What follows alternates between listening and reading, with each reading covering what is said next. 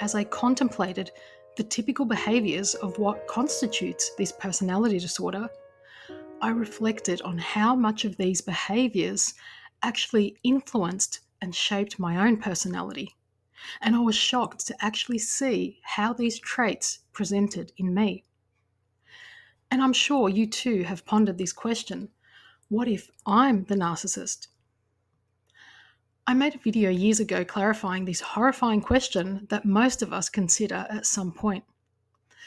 And the most obvious answer that offered reassurance is that we are self aware, whereas the narcissist isn't and doesn't care to be. We feel guilt, the narcissist doesn't.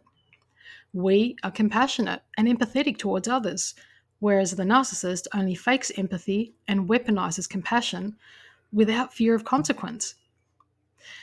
Yes, these are all clarifying points, but I recently sat with this question even deeper. What if I'm the narcissist? As I observed my father and his manipulative tactics, I realized his behavior rubbed off on me. I saw how I too had been extremely manipulative, especially when I was younger. I was horrified to recall endless memories where I was dismissive, demanding, entitled, and my moods were erratic. I was rude, defensive. I gave people the silent treatment. I was passive aggressive and arrogant. I'm sure we can relate to behaving in these distasteful ways when we didn't know the effect we had on others, and especially when we were younger. After all, it's appropriate to be narcissistic when you're 3 years old. But for some of us, that narcissistic streak either continued or kicked in our 20s and 30s. Nowadays, our culture encourages and rewards narcissistic behaviour, so there are many adult children behaving in ways they should have outgrown. Our society at large lacks psychological adults and emotionally mature role models because the indoctrination is all encompassing.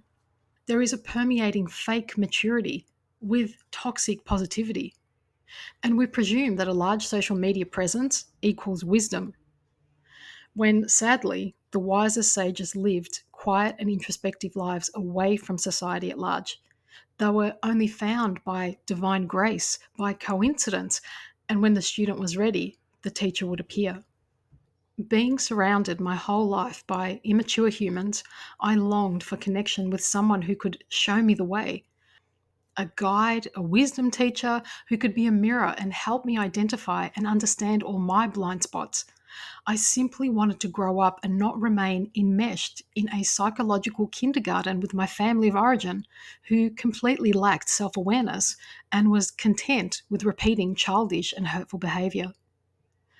For a long time, I actually resented having had to be forced to take responsibility and to grow up too soon. Being parentified at a young age, perhaps I didn't even go through that natural narcissistic stage that was age appropriate. Now, however, I see the value in all that was. The perfection of this journey. Everything and everyone played their role perfectly. The timing was exact. I wouldn't be who I am today without the pain, abandonment, and emotional torture that was my inner life for so long. This intense suffering created a longing for freedom, not just from them, all the narcissists, but from the narcissistic programming that I've been left to purify within myself. This is the real mission. I always knew that no matter where I ran away, I'd still be carrying all the unresolved psychological and emotional burdens within my own mind. And because of the tyrannical religious indoctrination of the cult, it took me too long to understand that heaven and hell exist within us. The thoughts we think, the emotions we entertain, they create an internal environment that nobody can rescue us from. We distract ourselves with dealing with all the outer world issues, but it's the inner world that we've constructed that requires the most attention. Strangely, the more I admitted and non judgmentally observed my own narcissistic tendencies, the more the subject of narcissism softened for me.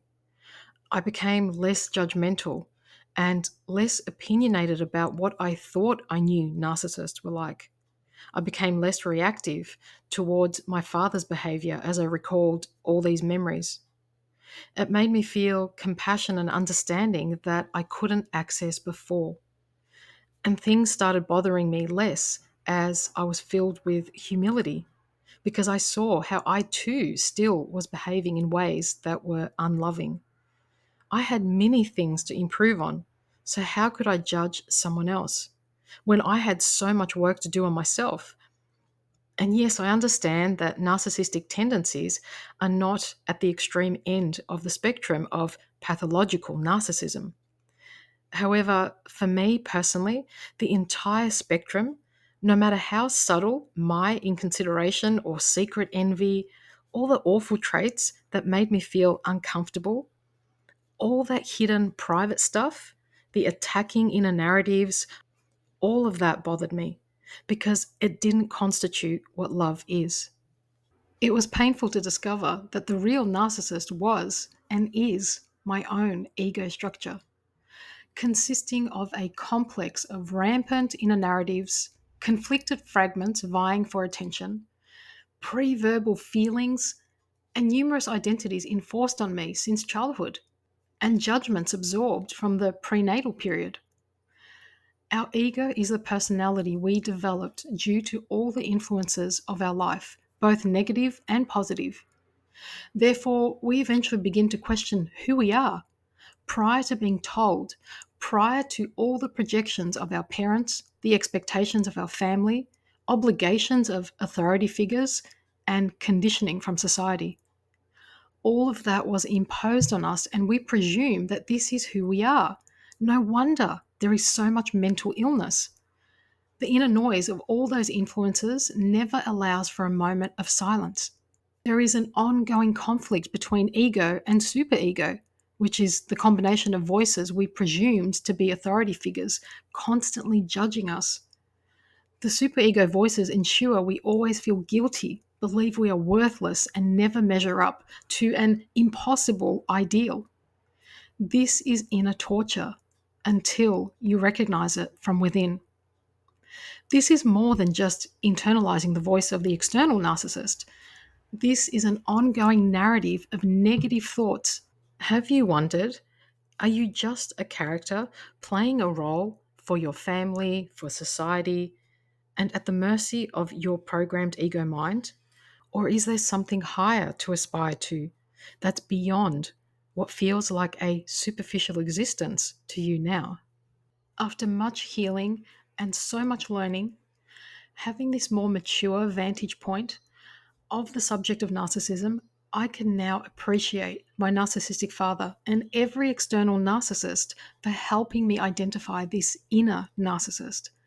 It's the voice that argues, complains, compares, attacks, and belittles us. This narcissist is the one that tortures us, controls our thoughts, feelings, conflicted desires, and the way we behave.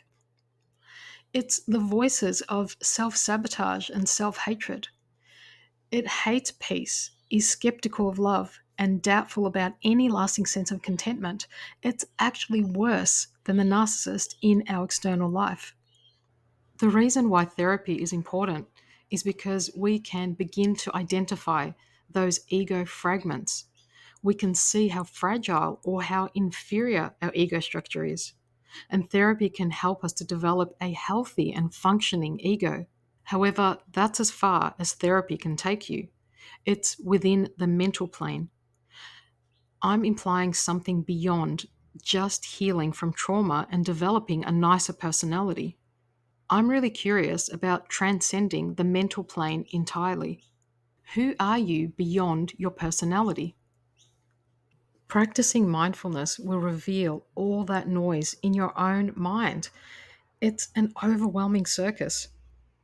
Eventually, you'll long for stillness and silence and start to experience how healing that is, and that it actually resides in your heart. If everything is a projection of our own mind, wouldn't that mean that we have to heal this from within ourselves first? These are the questions I've been pondering, and I've been introverted for several years now as I come to understand the structure of my own fragmented ego. It can only be observed in regular solitude and withdrawal from the external world. In meditation and in silence, it's all revealed, acknowledged, and purified. And this has traditionally been known as ego dissolution. Every esoteric and religious teaching points to this essential process for all of us to undertake. Know thyself is the real work. Everything else is just a distraction. If you're at this stage, it signifies that you have reached a psychological maturity and can access the actual power to transform your life. Because we are meant to grow from this infantile ego state into deeper awareness of our soul and eventually beyond that. It is this challenge and inner calling that gives meaning and perspective to everything we've endured. It is the real path that calls us only from within our own hearts. Some are called to it earlier than others. For those of us who have experienced tremendous losses and traumas, we often realize that this world has nothing to offer us. Perhaps you too have felt the futile and repetitive nature of human existence that is considered normal. There's got to be more to life than continuously suffering. Perhaps life feels empty to you now, and perhaps this emptiness is the catalyst for you to go deeper and question the purpose of your own life, particularly in this incarnation filled with so much suffering. Unless we can hold a mirror to ourselves and question our own intentions, we will forever remain swinging punches at shadows, projecting our unhealed and repressed and splintered parts.